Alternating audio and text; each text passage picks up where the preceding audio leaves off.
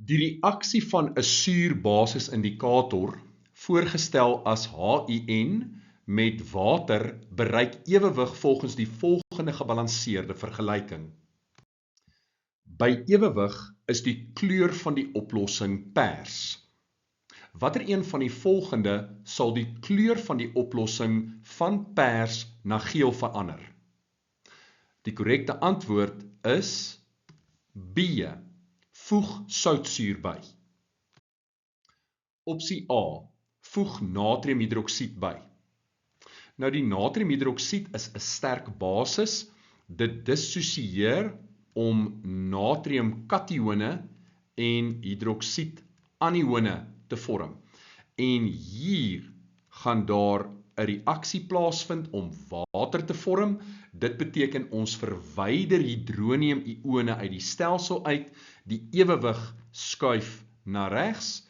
Met ander woorde, die oplossing bly pers. Opsie B. Voeg soutsuur by. Soutsuur is 'n sterk suur wat volledig ioniseer om 'n hoë konsentrasie hidronium-ione te vorm. Met ander woorde, daar is meer hidronium-ione beskikbaar. Die ewewig skuif met ander woorde na links en die oplossing verkleur van pers na geel. As ons water byvoeg, opsie C, dan verdun ons die oplossing. Daar's met ander woorde 'n laer konsentrasie ione. So wat ons doen is, ons tel die aantal ione aan beide kante van die ewewigspyle. Aan die linkerkant het ons geen ione nie. Aan die regterkant, daar's 1 mol ione en daar's nog 'n mol ione, met ander woorde 2 mol ione. Om met ander woorde die effek van die verdunning teen te werk, skuif die ewewig na die kant wat die grootste aantal ione vir ons gee, en dit beteken die ewewig skuif na regs, met ander woorde die oplossing bly pers. Opsie D.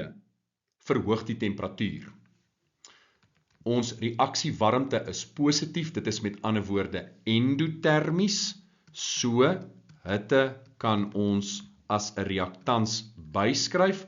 As ons die hitte verhoog, dan gaan die ewewig skuif na regs en ook in hierdie geval gaan die oplossing pers bly.